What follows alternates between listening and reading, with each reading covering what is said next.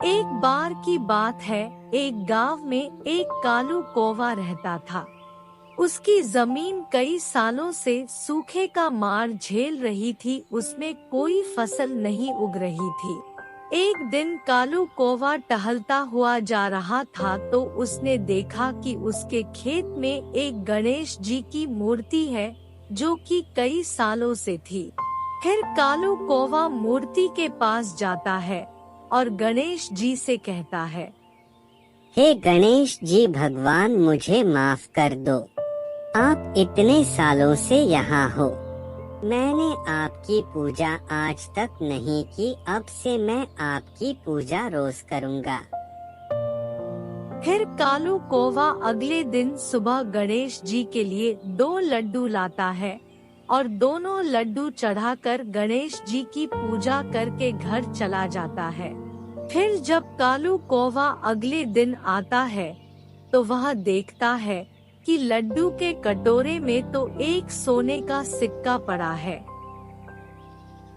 फिर ऐसा कई दिनों तक चलता रहा। कालू कौवा रोज गणेश जी को लड्डू चढ़ाता था और गणेश जी अगले दिन उसे एक सोने का सिक्का देते हैं।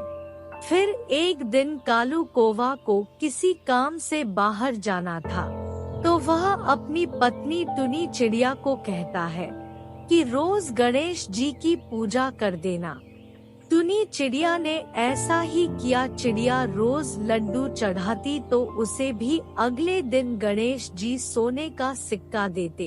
फिर एक दिन चिड़िया मन में सोचती है कि यह गणेश जी तो बहुत ज्यादा ही कंजूस है, रोज एक ही सोने का सिक्का देते हैं। ऐसा करती हूँ, इनको मार देती हूँ ताकि इनके नीचे से मुझे सारे सोने के सिक्के मिल जाएंगे। फिर टुनी चिड़िया लकड़ी से मूर्ति पर वार करती है तो गणेश जी के सिर पर लग जाते हैं। गणेश जी क्रोधित होकर टुनी चिड़िया को मार देते हैं। फिर टुनी के आस पड़ोस के लोग टुनी का अंतिम संस्कार कर देते हैं। कालू कौवा वापस आता है तो उसे यह सारी घटना पता चलती है कि मेरी पत्नी टुनी चिड़ियों को गणेश जी ने मार दिया। वह गणेश जी पर बहुत गुस्सा होता है और गणेश जी के पास जाता है, तो गणेश जी उसे सारी सच्चाई बताते हैं।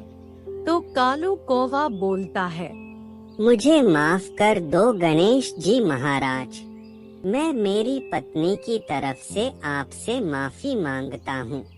उसने लालच में आकर ऐसा पाप कर दिया, आप मुझे क्षमा करें। बच्चों, हमें इस कहानी से यही शिक्षा मिलती है कि हमें कभी लालच नहीं करना चाहिए। जितना मिलता है उतने में ही खुश रहना चाहिए।